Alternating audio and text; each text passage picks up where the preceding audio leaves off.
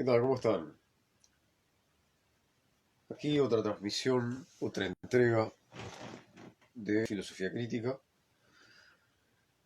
En esta ocasión vamos a retomar el diálogo iniciado con Manuel Taub, autor de La palabra y la errancia. Vamos a estar reflexionando en torno a la cuestión de Dios, la existencia, la inexistencia, entre los temas suscitados por la obra. Vamos a... Ya arrancamos.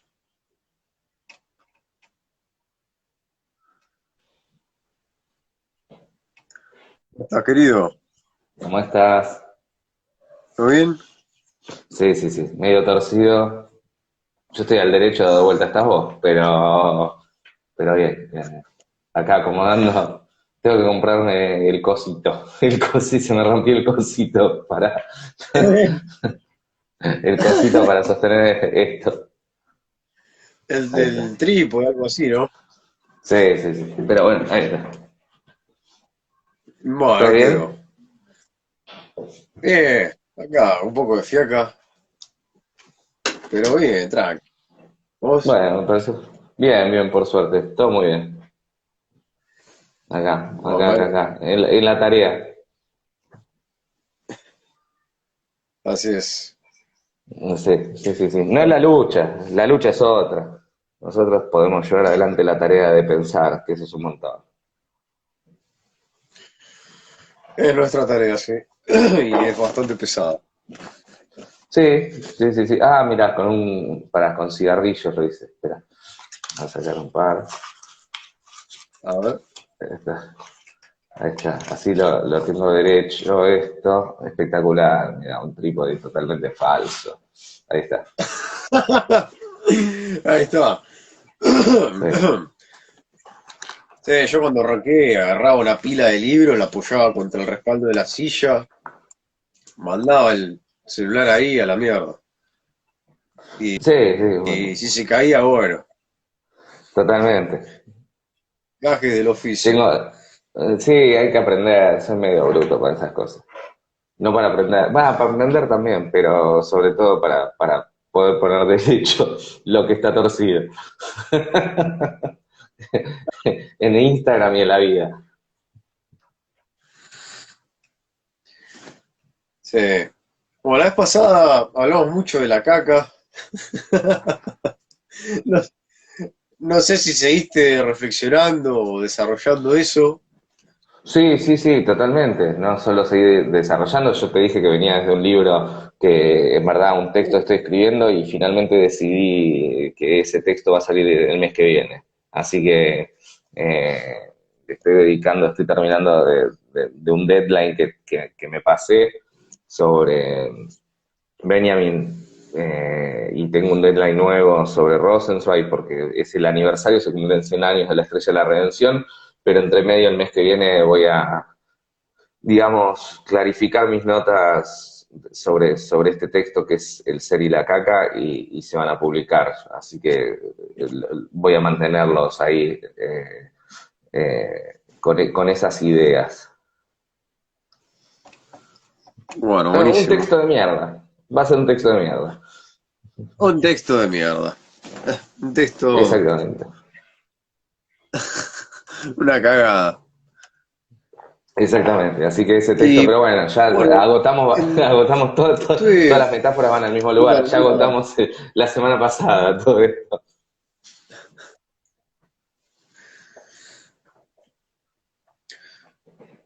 Habíamos dicho que la creación, o sea, nosotros seríamos los soretes o la caca de Dios. Sí, eh,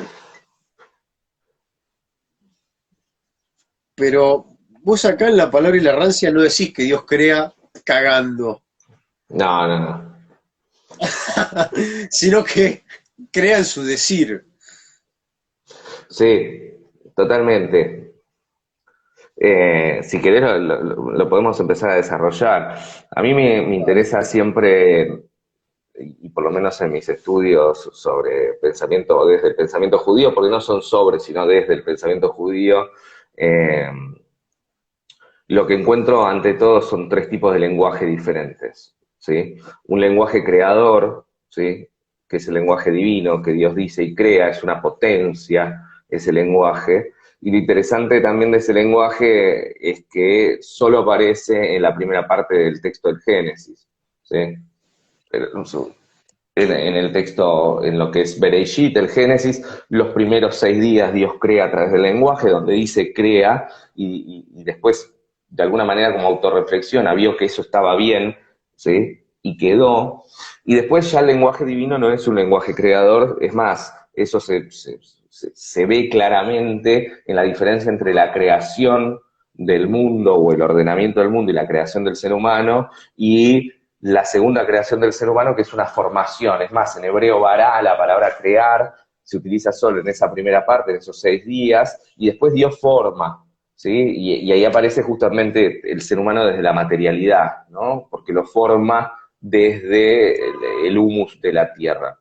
Eso en cuanto a los lenguajes divinos, que somos creados desde una exterioridad, lo mismo que el lenguaje, ¿no? Siempre digo lo mismo, nosotros nacemos gritando, no nacemos, hola, ¿cómo andás? ¿Sí? Dame una teta que quiero tomar, leche, sino que nacemos gritando y el grito lo transformamos en lenguaje a través de una exterioridad, como dice Uber, el lenguaje es exterior a nosotros, viene hacia nosotros y nosotros lo incorporamos, por lo cual hasta el lenguaje, ¿no? Los límites de nuestro mundo son exteriores a nosotros, o sea, son exteriores a nuestra subjetividad. Y por el otro lado está el lenguaje humano. El lenguaje humano es un lenguaje creador, perdón, es un lenguaje nominador, no creador, nominador. Dios le dice al ser humano en esa segunda creación, pondré ante ti las cosas del mundo para que le des nombre, y nominar es dominar. Por lo cual el lenguaje humano, el lenguaje material, el lenguaje del mundo material de la Tierra es un lenguaje nominador. Y hay un tercer lenguaje que es el lenguaje angelológico, ¿no? El lenguaje de los ángeles, que no es ni creador ni nominador, sino que es un lenguaje, ¿sí? Transmisor. Los ángeles transmiten un mensaje, ya sea desde el mundo divino al mundo humano, a la mundanidad, al mundo material, o desde el mundo material, desde el ser humano hacia Dios, ¿sí? Es un lenguaje puente. Por lo cual ya desde el vamos, y leyendo desde el pensamiento judío, existen tres tipos de lenguaje, y el único lenguaje creador es el lenguaje divino. ¿Hay un lenguaje demonológico, quizá? Y mira, la demonología dentro del judaísmo es muy interesante porque ocurre a través del lenguaje, ¿sí? Y habría que distinguir ahí la demonología. No es lo mismo Samael, que es un ángel, por lo cual es un lenguaje transmisor, que, por ejemplo, el Dibuk, que es una impregnación de un espíritu que quedó encallado en el mundo material, no en el mundo divino, y que se impregna a una persona a través de algún tipo de grieta espiritual, pero para utilizar la voz y expresar algo, o sea, a través del lenguaje. La demonología judía se da también a través del lenguaje. Ahora, es interesante lo de Samael, o más conocido en películas como Pacto con el Diablo, ¿no? Sobre Satán, que Samael para el judaísmo no es ni bueno ni malo, ¿sí? Porque lo bueno y lo malo, la distinción entre bueno y malo, como lo entendemos nosotros, es una distinción que tiene que ver con una moral, y esa moral es revelada en el Sinaí en adelante, por lo cual los ángeles no tienen moral, son amorales. ¿Sí? Ahora, lo interesante acá, ¿estás? Sí. Lo interesante acá es que Samael es un ángel que se revela a Dios. La mística judía eso y la angelología lo tiene muy claro, no está en contra del ser humano, sino que utiliza al ser humano para contradecir a Dios como herramienta porque está encabronado con Dios, porque, o sea, porque se montó en un huevo a Dios, digamos, Samael. Y eso es interesante. Y por otro lado, eh, hay un relato jasídico, ¿no? El movimiento jasídico es un movimiento que nace en el siglo XVII, ¿sí? Que es un movimiento dentro del judaísmo religioso, pero además místico, cabalista, y que además cambia, revoluciona, populariza, ¿sí? prácticas judías que tienen que ver con la conexión entre el judío y Dios, más allá del texto bíblico, del estudio de la Torá, y que tiene que ver con la alegría, con la festividad, con el baile, ¿sí? Con el canto. Y hay un relato jasídico, y además con la transmisión de las enseñanzas de la Torá en un momento particular en donde los judíos no podían estudiar porque había una crisis económica que tenía que ver con el mundo en el que habitaban, por lo cual había que transmitir las enseñanzas de la Torá de otra forma. Y ahí nacen los relatos jasídicos. Los relatos jasídicos son pequeños relatos que tienen enseñanzas bíblicas, o sea, éticas, místicas, pero en un pequeño relato que es una enseñanza, ¿no? Y que se puede aprender de memoria y transmitir. Y hay un relato jasídico del Baal Shem Tov, que es el creador del hasidismo. El Baal Shem Tov quiere decir el hombre de buen nombre. Baal es hombre, Shem es nombre y Tov es bueno. Que es Rabbi Eliezer Israel, su verdadero nombre, Eliezer Israel, y lo que plantea en este cuento jasídico dice que el Baal Shem Tov llamó a Samael, al rey de la oscuridad, al gobernante del lado oscuro, para pedirle un favor, ¿no? Porque hay toda una cuestión con la angelología que si uno conoce el nombre de un ángel y una determinada combinación de palabras y un conjuro, puede dominar a ese ángel y pedirle que haga cosas para él. Es más, se entiende que el rey Salomón tomó preso a un ángel que lo ayudó a construir el templo, ¿no? De Jerusalén. Y es interesante porque baja Samael y le dice, ¿cómo te atreves vos a llamarme si yo solamente estuve en la tierra en 3 momentos? Y le dice, en la caída de Adán, o sea, en la transgresión de Adán, en la destrucción del segundo templo, perdón, en el becerro de oro y en la destrucción del segundo templo. ¿Sí? ¿Cómo termina el cuento jasídico? Que el Baal Shem Tov le pide a sus estudiantes que se levanten y se descubran la cabeza y que le muestren la marca humana, la marca de Caín, que eran creación divina, y que Samael cumple lo que le pide el Baal Shem Tov y pide quedarse un rato más apreciando ese tesoro divino que fue la creación del ser humano mientras estudiaban.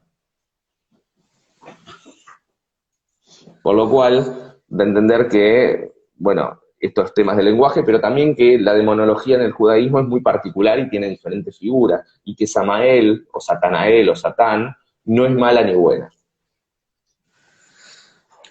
Interesante, ¿no? Porque estamos acostumbrados a la visión más cristiana, donde Belcebú, Más cristiana, no, cristiana.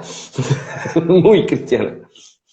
exactamente, demasiado, donde, bueno, justamente es justamente el espíritu del mal, Uh-huh. no sería amoral. No, totalmente, y está el tema del pacto y con el ser humano. Acá se dice Claro. que es el rey del lado oscuro, ¿sí? Que tiene que ver con las transgresiones, pero lo que se explica también la primera aparición de Samael es en el texto bíblico, es con el libro de Job. Pero la demonología tiene que ver también, entiendo yo, con un tiempo de diálogo también con el gnosticismo, con el cristianismo, con la mística cristiana, y lo incorpora y lo hace fuerte. Justo hace un rato tenía una clase con los rabinos que se forman conmigo en mística y en, eh, y en filosofía judía, y estábamos hablando de eso, ¿no? Desde la mística de Isaac Luria, que es el gran cabalista, ¿no? El que transforma la cábala, de cómo el infierno para el judaísmo no tiene un lugar fundamental, es totalmente marginal, ¿sí? El lugar del infierno, el uso del infierno, no hay un uso del infierno como castigo. Es más, Luria, si profundizamos las enseñanzas de Luria, lo que Luria está diciendo es, el infierno es aquí, ¿sí? Ahí preguntan sobre los relatos jasídicos. Sí, Buber tradujo todos los relatos jasídicos, están los 4 tomos de Buber sobre los relatos jasídicos publicados por Paidós en una edición muy vieja que se consigue en Mercado Libre. Muy interesante. También hay otra cuestión que abordás en la obra y que tiene que ver con la creación. Es bueno, ¿en qué momento se da la creación? siempre está esa pregunta, ¿no? ¿Qué hubo antes del tiempo? ¿Cuál es el tiempo de Dios? ¿Qué pasa ahí con la eternidad, no? Y vos acá decís en la página 51, lo anterior a la morada es un más allá del espacio-tiempo. Allí Dios se pregunta sobre sí mismo y su soledad. Lo anterior, esta especie de paso atrás, ¿no? Niega el O de espacio-tiempo antes, de la pregunta. ¿Eh? o de antes, sí, sí, ese antes, ¿no? Claro. Lo anterior niega el espacio-tiempo de la pregunta en donde la se devela. En la salida de lo anterior al ante que justamente estás referenciando, habita el libro. La antemorada es también el primer decir en donde la palabra desaparece. Sí. Eh, bueno, lo explico. No, primero es que, a ver,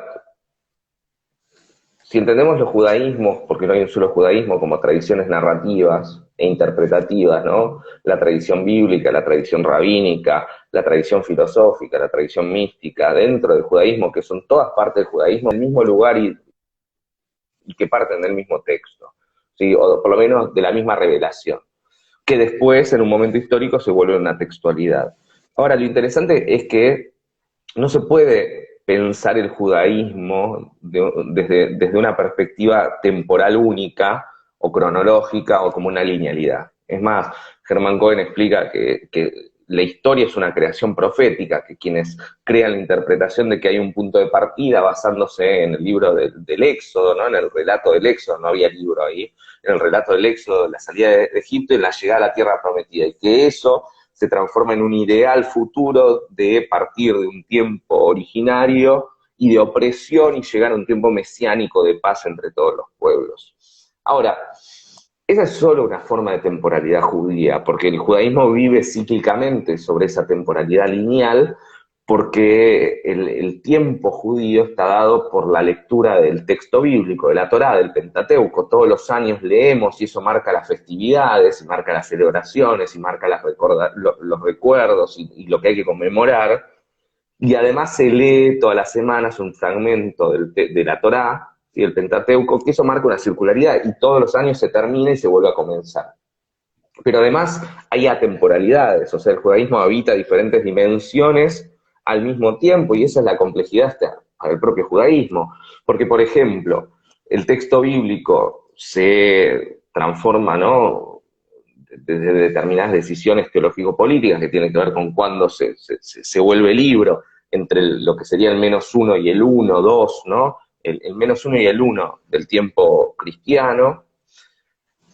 Y ahí recién pueden hacer tradiciones como la mística, en la que encuentran que en el texto bíblico habita una huella de esa revelación originaria que se volvió mitológica, que fue la revelación divina. Por lo cual, una vez que hay texto, se vuelve hasta el antetexto, ¿sí? Porque la pregunta que vos me hacías, que la pregunta que trato, no sé si de generar más preguntas, más que respuestas en mi libro, es ¿qué hay anterior a lo creado? ¿Quién crea lo creado? Hay Claro. un pequeño fragmento del primer libro de Cábala, que es del siglo XII, de mediados del siglo XII, que se llama el Sefer Abahir, el libro de la claridad, que dice, está pensando la pregunta Bará, creación, y dice, Dios dice, creó todo lo que necesitaba para el mundo y para ser, punto, y después creó a Dios. ¿Sí? Y también hay algo que se vincula con el texto bíblico, porque los primeros 6 días, los primeros 5 días antes de la creación del ser humano, no somos testigos de eso, somos testigos de una creación posterior a lo creado, o somos lo creado posterior a la creación, porque si hubiésemos sido creados el primer día, hubiésemos visto a Dios en el mundo creando y armando la tierra. Y nosotros nacemos con la escenografía hecha y damos testimonio del escenógrafo sin haberlo visto. ¿Sí? Sin haberlo visto crear. Nosotros nacemos en el teatro armado, ¿no? En el Colón ya con la escenografía, pero no vimos cómo fue creada esa escenografía. Y ahí viene toda la pregunta, que después es la pregunta y la gran pregunta de la mística, de cómo aprender algo de ese vacío infinito que ocurre y que se inaugura cuando Dios hace silencio, ¿no? Y esa pregunta tienen formas de contestarla y tiene que ver con las emanaciones divinas y con la prevención, pero sobre todo con entender, ¿sí?, que antes de lo creado hay una creación, o por lo menos una emanación, una salida de sí mismo, de esa totalidad, que como totalidad no puede tener nada fuera de sí, que es Dios. ¿Sí? Y que recién siendo una exterioridad a sí misma, como Dios, puede crear lo creado. Pero esa es una pregunta sobre todo en la mística judía que a mí me parece fascinante y que por otro lado todo lo que digamos no sabemos nada de lo que decimos porque ese es el fracaso, ¿no? En la contratapa del libro hay una parte del libro que es fundamental, que es solo una filosofía que entienda el fracaso de su tarea puede preguntarse sobre Dios, porque preguntarse sobre Dios es fracasar en la pregunta. Y tal vez ese fracaso es el que a mí por lo menos me hace seguir preguntando. Cuando me canse de preguntar y no poder explicar lo inexplicable, voy a dejar de escribir. Claro. Sí, es una falla o una fractura elemental. Sí, Mientras, mientras me comentabas todo y habla esto, de la finitud humana, ¿no? De nuestro claro, límite, o sea, y de entender, también romper ahí con el antropocentrismo. O sea, entender que más allá del ser humano, o sí, que nuestro límite es el límite no de nuestro lenguaje, de nuestra finitud, es la muerte que nos constituye. claro. Sí, la muerte es quizá una emanación, una manifestación de la inexistencia. La muerte, nosotros somos para la muerte, ¿sí? O sea, porque justo, y acá voy a lo que vos me decías también al principio, Dios no puede ser pensado temporalmente. Cuando hablamos de eternidad y Dios eterno, en realidad estamos hablando de una espacialidad y por eso tanto la mística dialoga con la física cuántica, ¿sí? Dios es una espacialidad que aprieta en la temporalidad. La temporalidad solo puede ser experimentada por aquellos que vivimos la finitud, Claro, porque la temporalidad se da gracias a nuestra finitud. Nosotros nacemos, vivimos, crecemos, sobrevivimos, envejecemos y morimos. Dios no nace, vive, no hay un Dios viejo, un Dios joven. Dios es. Por lo cual hay un sentido de que en el mundo divino todo es todo el tiempo y al mismo tiempo. Y en este momento y en este instante. claro. Sí, de hecho creo que no habría ni tiempo. Exactamente. Eh, yo pienso siempre, por ejemplo, en los fotones, ¿no? Ya que hablamos de física cuántica. Eh, la luz es el límite del universo. Los fotones viajan a 300.000 kilómetros por segundo y esa es la velocidad tope, límite a la cual se puede viajar dentro de nuestro universo actual. Por lo tanto, desde el punto de vista de los fotones, todos los eventos acontecen al mismo tiempo. Sí, Es totalmente. decir, es decir, que no hay tiempo alguno. Sí, Y acá es más, retomamos, yo te diría, la física cuántica es teología pijuda, ¿no? O sea, la física cuántica es teología que se cree, que se cree ciencia, o literatura con derechos humanos, ¿no? Pero estamos hablando el mismo idioma en diferentes lenguajes.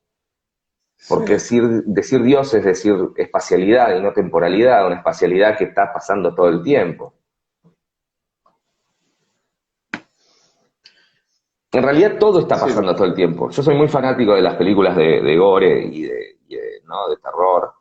Y a mí sí, y del heavy metal. Y a mí me explotó la cabeza cuando vi Saw, ¿no?, el juego del miedo por primera vez, y cuando veo la uno, la 2 y la 3 que pasa todo al mismo tiempo. Y dije, eso es lo que pasa. Todo está pasando al mismo tiempo. ¿Sí? sí, Ahora, sí, ahí alguien ponía a Heidegger, que yo fui o soy un gran lector del maestro alemán, ¿sí?, del nacionalsocialismo, del maestro alemán, pero, yo también. eh, pero una cosa es ser para la muerte y otra cosa es que la muerte es para nosotros. O sea, nosotros, la muerte es lo que determina la vida, no la vida la muerte, ¿sí? Y es Claro. tan natural a nosotros la muerte que se vuelve la única, ¿sí? Lo único que no cambia, ¿sí? Solamente entendiendo la finitud y la tragedia de la existencia es como le damos contenido a la vida, ¿no? Eso es el meme mío que da vuelta, pero falta una parte más, o sea, solamente entendiendo que la vida es una tragedia, ¿sí? Que la existencia es una tragedia, le podemos dar algún contenido a nuestra vida.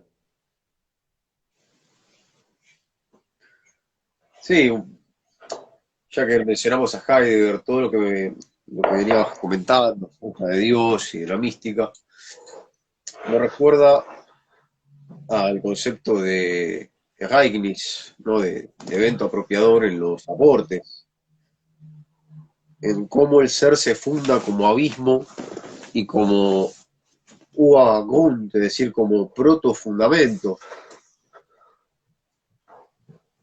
que solo funge como Sí, protofundamento en tanto es determinado por la proyección acontecida del Dasein. De lo sí, contrario está ahí un abismo, como una nada. Pensaba el, también pro- en Böhme, sí, místico sí, alemán. el problema es que Heidegger necesita dar el paso adelante en lo óntico, ¿no? Ahora nos pusimos de nerd, pero justamente en el ente, porque el ser, en definitiva, y ahí soy muy arentiano, ¿no? Es el ser humano, es el labor, ¿no? Es la vida biológica. Ahora, ya desde el nacimiento, desde que nos arrojan a la existencia y nos dan un nombre, ya empiezan a marcar, nos transforman en ente, ¿no? Nos dan una identidad, o sea, nuestro nombre carga con una identidad. Por eso, Dios es lo único sin nombre. El tetragramatón es lo inaccesible de Dios. Dios no tiene nombre, ¿sí? Lo llamamos de muchas formas para ubicarlo dentro de nuestro lenguaje, pero nada sabemos del nombre divino. Y ese es el fracaso. O sea, no solo existimos como una tragedia, sino fracasamos en la pregunta sobre Dios.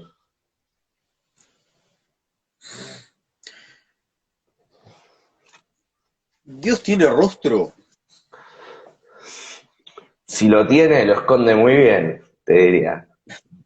Eh, Hay una parte fundamental del libro de la Torá, del Pentateuco, donde Moisés, ya cansado de subir y bajar al monte Sinaí, ¿no? Siempre digo lo mismo. Moisés debía tener las gambas de Ben Johnson, ¿no? Subía, bajaba, subía, bajaba, subía, bajaba, subía, bajaba, ¿no? Después de que le dan las primeras tablas, ¿no? Le revelan las primeras tablas, los Aseret Adibrot, eh, los destruye contra el becerro de oro y Dios le dice, volvé. Y este ya se creía que estaba, ¿no? Ya somos friends, ¿no? ATR Perry, Guachi con Dios, y le dice, quiero ver tu gloria, conocer tu rostro. Y Dios le dice, ningún ser humano puede ver mi rostro y seguir con vida. Y esa es la clave para entender que Dios no puede, o sea, la potencia divina es demasiado poderosa como para entrar al mundo material, por eso necesita mediaciones como los ángeles, como la Torá, como, como diferentes, los sueños, ¿no? El espacio onírico, las revelaciones, porque Dios en el mundo es la destrucción de lo creado. Porque no es que se limita a Dios, es que la potencia divina es tan poderosa, es como, ¿no? Guantánamo, te ponen el reflector en la cara, te enceguece, Claro, ¿sí? Exactamente, pasa lo mismo, con la luz divina vos dejás de ver, te quema los ojos y destruye lo creado. Por eso necesita mediaciones y por eso Dios no puede entrar al mundo material una vez que está creado el ser humano, después del sexto día, porque sería la destrucción de su propia creación. claro. Y eso, perdón, queridísimo, y eso explica a Sí, alguien que sí. ha preguntado ahí, el Dios ha muerto de Nietzsche. Dios ha muerto, no, Dios habita la muerte, porque habita la inexistencia material. Yo no digo Ah, vida y muerte, yo digo vida, ¿sí? Es lo contrario a la finitud de la existencia material. Dios habita la muerte, o sea, lo que dijo Nietzsche, Dios ha muerto, es una tautología. Dios es la muerte. porque Dios habita el espacio de la no vida. Tremenda frase, ¿eh? Para coleccionar. Sí, Para guardar. para una remera, para un tatuaje, así, para un tatuaje. Acá. Claro. Dios es la Esta frase, muerte. Dios es la muerte, sí, ¿Qué Dios, dice? Dios lo que llamamos, acá es una frase de Pascal, dice, inter faeces et urinam nacimur, nacemos entre heces y orina. Es una frase que Pascal en el discurso de los soberanos escribe contra la nobleza y le dice, nada puede determinar nuestro lugar en la sociedad por el hecho de haber nacido, porque todos nacemos entre mierda y pis. Porque todos, o sea, porque los progenitores siempre nos cagan y nos mean cuando nacemos. Y hace esta frase en latín que es inter faeces et urinam nacimur. Todos nacemos entre heces y orina. Y eso no puede determinar nuestro estrato social. No, Pascal era, cuando se enojaba era divino. Fíjate. Y bueno, yo me la tatué. La otra va a ser Dios de la muerte, acá. Y esa es tuya, no de Pascal. Esa es mía, esa es mía. O el Dios ha muerto de Nietzsche es una tautología mía, acaba de salir. Acaba de salir del horno. ¿En qué espacio habita Dios? En lo O que sea, llamamos el espacio divino, sí.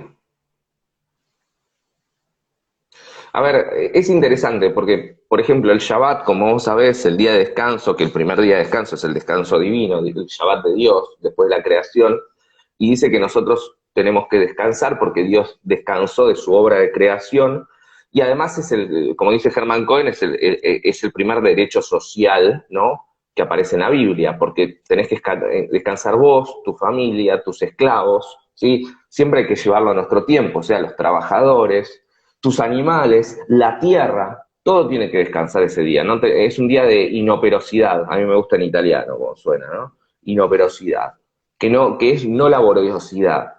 Ahora, lo que dice es que ese día es un día sagrado que nosotros, ¿no?, nos vinculamos con lo divino y con el mundo naturaleza. Y ahí funciona muy bien el ejemplo porque ese día funciona como un paréntesis espacial en el tiempo. El Shabbat, para el judío o para el judaísmo, es una espacialidad forzada para replicar el espacio divino en el mundo material. Y por eso separamos día cotidiano, Hol, día común de la semana, de día Kadosh, que quiere decir sagrado o santo. O sea, el día sagrado o los días sagrados, como el de Yom Kippur, el del día del perdón, que es el en el que ayunamos, es una espacialidad, como un paréntesis que corta la temporalidad. En realidad estamos habitando sin tiempo en ese momento. sería una especie de suspensión o una especie de reducción. Un paréntesis, a mí me gusta no, un paréntesis, como cortar la temporalidad, ¿sí? Y cómo lo podemos imitar dejando de hacer todo lo que hacemos y dedicándonos a Dios, o sea, a la liturgia, al estudio, ¿sí?, a la reflexión, que es lo más divino de lo humano que tenemos, pensar. Totalmente. Dijiste recién, Dios es la muerte. Dios sería lo que da existencia a todo a través de su Desde creación. desde la inexistencia, o sea, desde el lugar de la muerte. Claro. La muerte como Entonces, lo inexistente, ¿sí? Lo inhumano. Dios es inhumano. Por eso pedirle derechos humanos a Dios es una estupidez. ¿Sí? tal cual. ¿Y cómo se vincula? O sea, la inexistente con Dios. ¿Podemos decir que existe Dios? Dios existe en su inexistencia en todo caso. ¿Sí? O sea, Dios existe en la imposibilidad de Dios, porque Dios es Dios. ¿Sí? Y porque habita una espacialidad que nosotros no podemos habitar con el cuerpo, porque somos finitos, porque morimos, porque dejamos de existir. Por eso estamos obsesionados con la historia, con dejar algo, con crear, con parir, porque en realidad no somos nada más que ese periodo de existencia material en el que llamamos vida, ¿no? El pasado es olvido, estamos testarudamente obsesionados con crear historia para dejar la huella de que algo hicimos en un mundo que en realidad no nos da nada, más que la vida, que es un montón.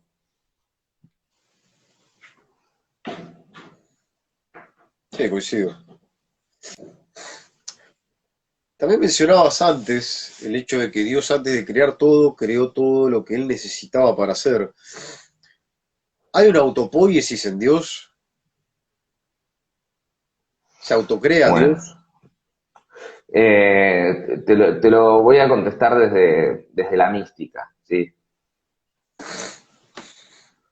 Dios, no sé si crea, pero sí necesita romper esa totalidad que no da espacio para algo fuera de Dios. Eso en la mística se llama emanación, ¿sí? Y se tiene un concepto que es maravilloso que se llama tzimtzum, que es contracción. Dios necesita contraerse para sacar de sí a sí mismo. Es como Dios pare a Dios mismo por fuera de Dios. Y eso es la creación de Dios por Dios mismo. Pero sin embargo hay un autor del siglo XVII, sí, principio fines del XVI, XVII, que se llama Abraham Cohen de Herrera, que es un místico, el único místico que escribió 2 tratados de mística en castellano, y que es un cabalista luriánico, o sea, de la cábala luriánica, y dice que hay algo maravilloso, ¿no? Dice que Dios es algo muy simple, porque lo simple es lo más complejo de entender, ¿sí? Y lo que dice es que justamente Dios se contrae, pero que esto que emana de Dios no es creación. Lo que Dios crea no es divino, es fuera de lo divino. En cambio, las emanaciones de Dios, dice, es una continuidad de Dios mismo por fuera de sí, de alguna manera materialmente en lo divino, para podamos reconocer algo de Dios, que es Dios, pero que no es creado por Dios, sino que es emanado. La emanación es como producido de sí mismo. Todo lo que Dios crea no es divino, sino caeríamos en el panteísmo o en la soberbia de creer que nosotros somos divinos, y nosotros somos lo más profano de la creación divina.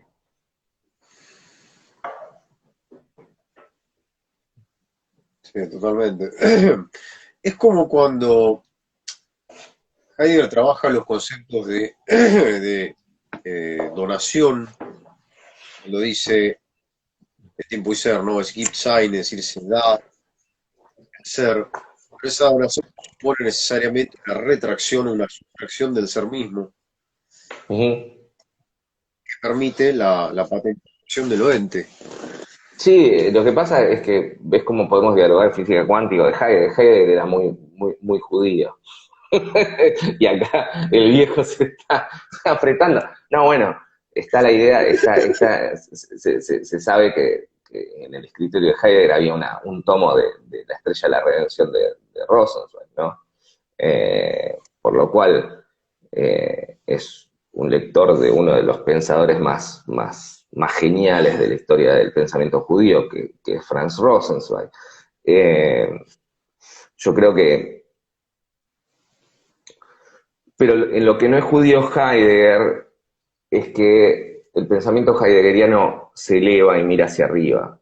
El pensamiento judío no para de mirar el abajo, porque todo lo que tenga conexión con el mundo divino tiene que ver con tus acciones en el mundo material.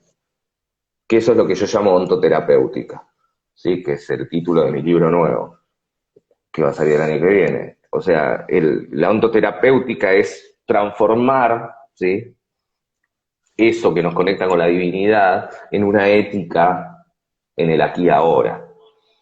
El pensamiento de Heidegger es un pensamiento sin ética. Esa es la distinción con los judíos, ¿sí? Es la búsqueda del pensamiento por el pensamiento mismo, que es una tarea genial. Rosenzweig la criticaba, por lo menos criticándolo Hegel, diciendo que el problema de la filosofía occidental, o la historia de la filosofía, es que no se atreven a dar el salto al vacío. Es que miran el vacío, la muerte, le dan la espalda y construyen el pensamiento dándole la espalda a la finitud, dándole la espalda, ¿sí?, a justamente el vacío. Mientras lo que hay que hacer es mirar al vacío cara a cara y vivir con la pulsión de saltar.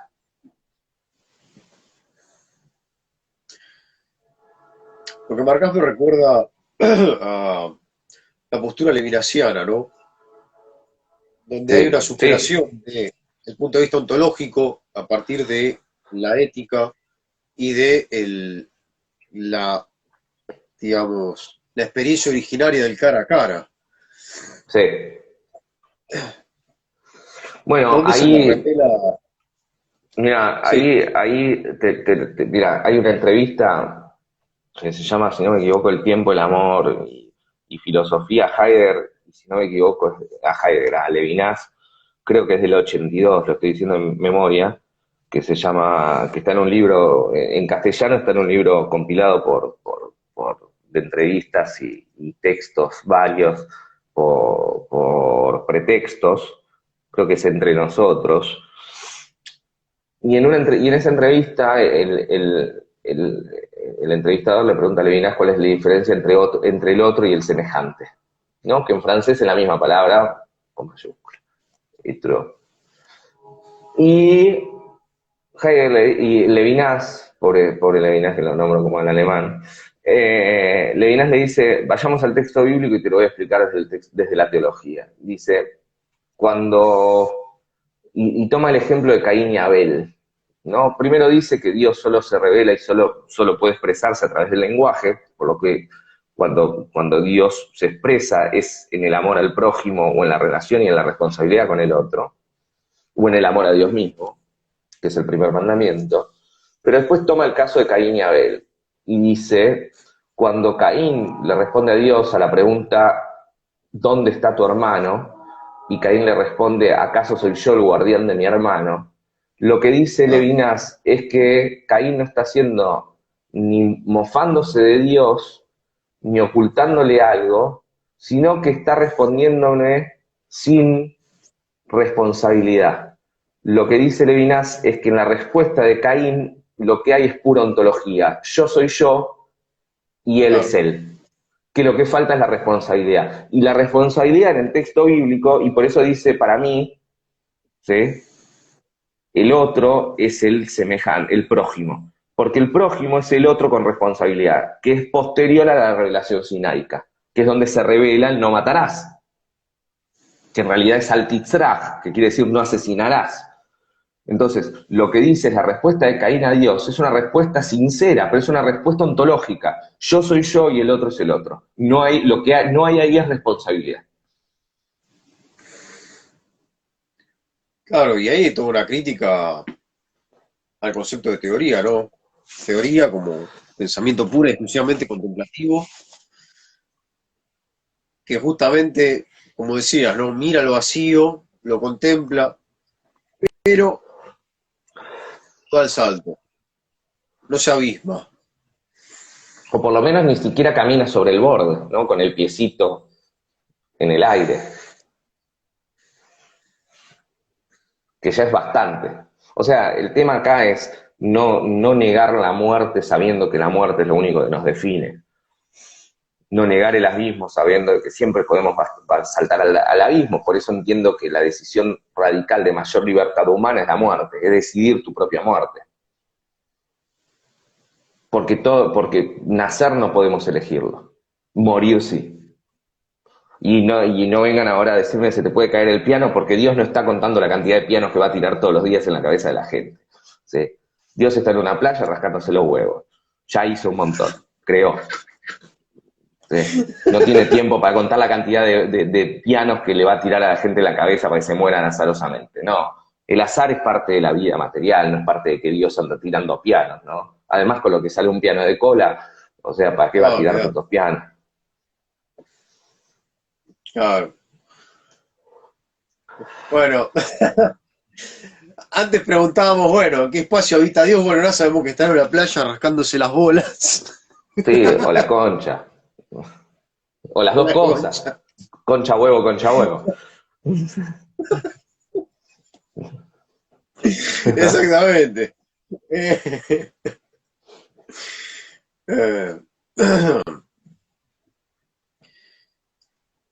ya que mencionás el El suicidio, tema es quién se los rasca. se rasca a sí mismo, ¿no? Yo creo que ni siquiera, que es tan pajero que ni siquiera quiere que se lo rascárselo a sí mismo, se lo rasca. Pues están los ángeles sobadores, que son los ángeles alrededor de Dios que le tocan la flauta, que son los que le deben rascar. Yo si fuese Dios no me rasco yo, que me rasque. Olvidate. Tiene unos ¿Para qué ángeles que están soy así todo el tiempo, ¿no? Así. Sí, sí. acariciando nubes? Sí. ¿Qué pasa con el suicidio en el judaísmo? Es muy interesante. Alágicamente el suicidio, o sea, el texto bíblico dice que es digamos, la definición del libre albedrío, pondrá ante ti la vida y la muerte, el bien y el mal, elegirás la vida, ¿no? Pero siempre tenés ante vos los dos caminos. Y siempre hay que elegir la vida, por lo cual el suicidio, alágicamente, en la ley judía está prohibido. Sin embargo, históricamente, y porque es una tradición interpretativa, los rabinos permiten el suicidio en tres casos particulares, que es después del martirologio, cuando surge el martirologio judío, que es cuando a Rabbi Akiva los romanos lo despedazan y matan a él y a sus estudiantes. Entonces dice el judaísmo que si te obligan al incesto, a blasfemar por Dios o a la apostasía, podés suicidarte antes. Ahora, digamos, la forma de castigo es una forma de entierro particular que es no mirando a Jerusalén y mirando el paredón, pero porque Dios dijo que elegirás la vida. Ahora, sin embargo, si te están obligando las tres cosas, históricamente después se concluyó que te podés suicidar.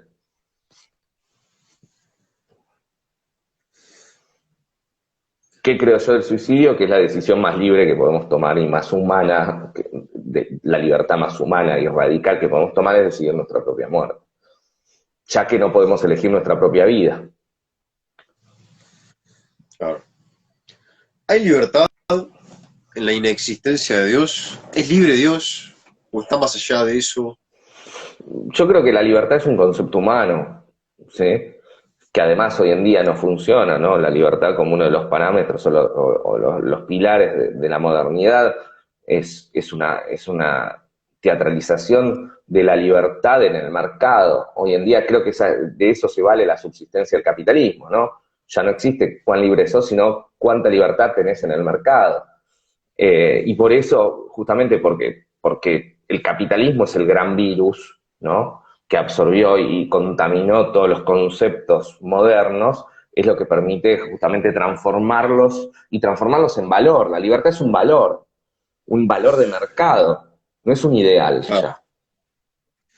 Y de Dios no sabemos nada, o sea, lo que nosotros llamamos libertad, en definitiva, que no existe en mi punto de vista. Por eso creo que en todo caso lo más libre de lo humano también es pensar. Y ya bastante luchamos contra pensar libremente y siempre estamos pensando en relación a, por lo cual la lucha es esa. Si queremos utilizar el concepto para imaginar algo de Dios, y Dios, más que libertad, es libertario, ¿no? Dios es el ácrata que no tiene ley, pero que da la ley. Y esa es la paradoja del derecho. Claro. Sí, es el entre el nomos y la anomia. Es la anomia que crea nomos, pero que crea nomos Claro. no para sí mismo, sino para el humano. Porque si decimos que Dios es libre también, tenemos que entender que entonces Dios fue no libre, por lo cual lo estamos cosificando. O sea, hablar de Dios es un gran problema, ese es el fracaso de la filosofía y del pensamiento. Pero también el espacio de mayor libertad. Acá hay algo que dice Deleuze en los cursos de Spinoza, que es genial, y dice, justamente los pintores renacentistas elegían pintar a Dios por encargo, porque como nada se sabe de Dios, pintar a Dios es el espacio de mayor libertad creativa. Pensar a Dios desde el fracaso de la pregunta es el espacio de mayor libertad de pensamiento, digo yo.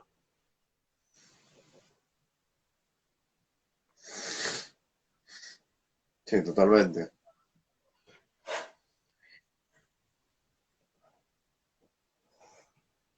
Estaba pensando en la cuestión de la corporalidad, mientras comentábamos todo esto, que justamente, según al menos Dussel, es un tema clave de la carne dentro del pensamiento semita,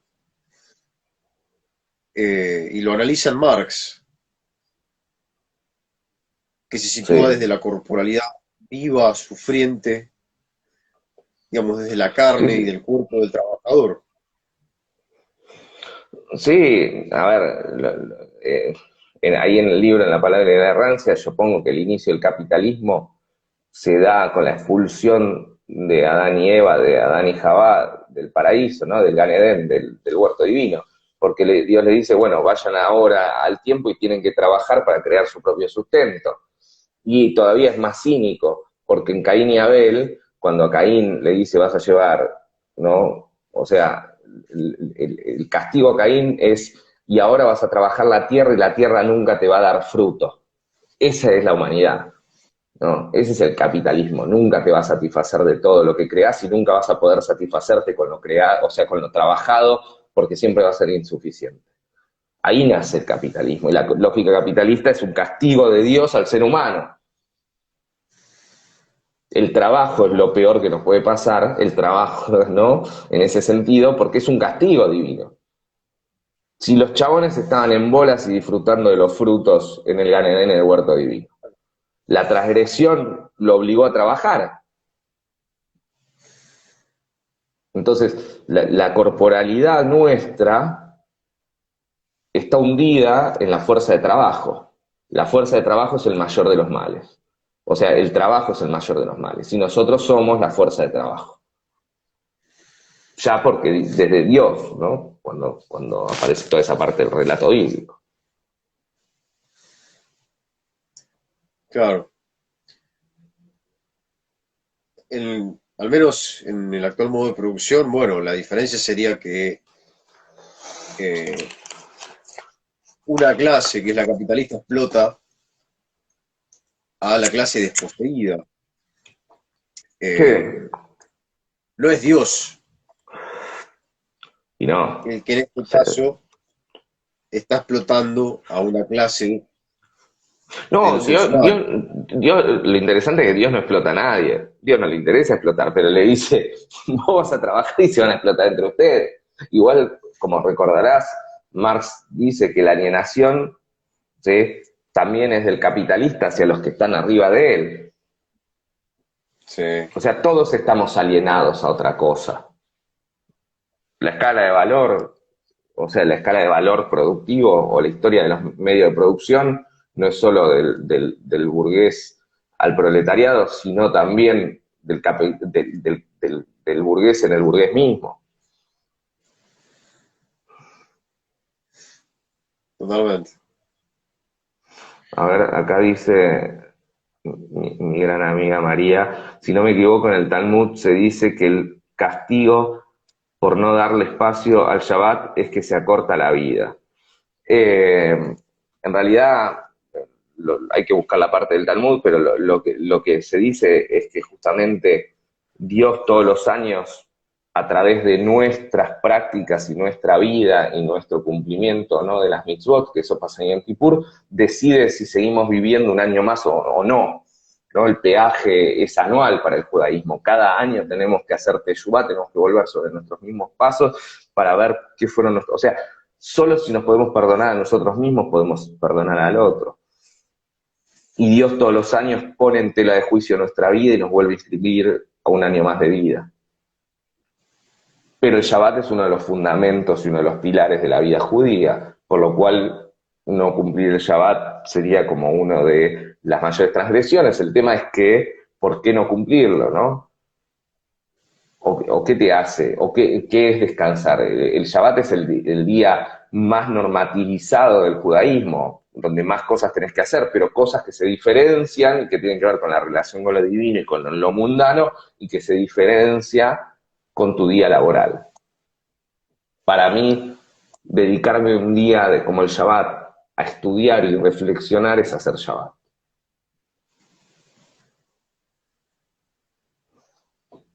Claro, Pero es en porque yo cierto modo entiendo, saludar. sí, pero como yo entiendo que el nuevo pensamiento rosenzwariano es unir vida y pensamiento, hacer de toda la semana un Shabbat. ¿Sí?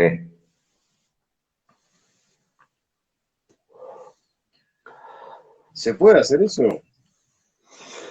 Por lo menos es lo que está intentando el nuevo pensamiento rosenzwariano, es lo que dijo. Ahora, también es un privilegio. Yo creo que en mi caso personal logré dedicarme a lo que me dedico y no distinguir días semanales de fin de semana. Para mí cualquier día es el mismo día en donde estoy leyendo, pensando, escribiendo y transmitiendo, ¿no? Dialogando con el otro a través de las clases. Eso para mí es haber unido lo sagrado con lo cotidiano.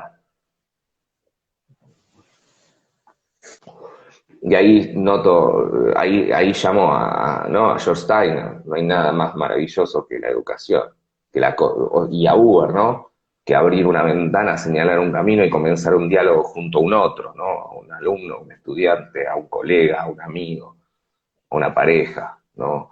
Dialogar es la única forma de crear pensamiento y de crear saber. El judaísmo estudia dialogando con el texto bíblico y con el compañero de estudio, no se estudia solo.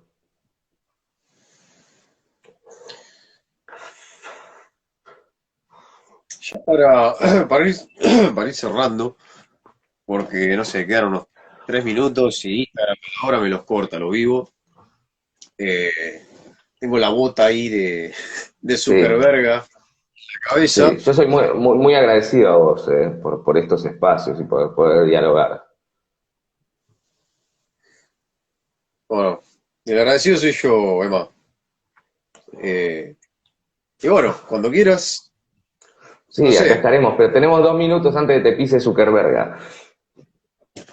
Sí, si querés cerramos y hacemos una segunda parte, o si no, repetimos el miércoles que viene, como No, quiera. podemos pensar o para el miércoles que viene o para el otro. Sí, para el miércoles que viene voy a estar Dale. volviendo de viaje, voy a estar cansado para el otro y seguir dialogando. Ya se me volvió algo de costumbre y ya te extraño en la semana.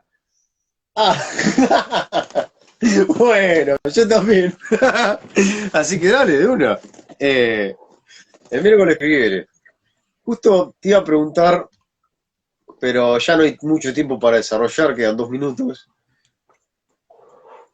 Dios crea a través de la palabra, luego calla. ¿Hay un diálogo con Dios?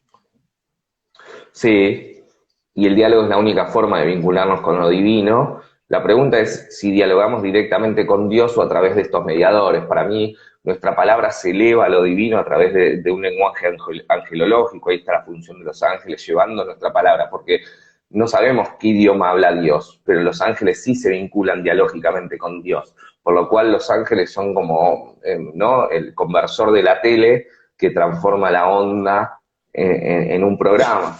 Esto es lo mismo, transforma nuestra palabra en un lenguaje que pueda ser aprendido por Dios, porque el judaísmo entiende que hay una conexión, ¿no? Y que lo que nosotros hacemos se vincula con el mundo divino.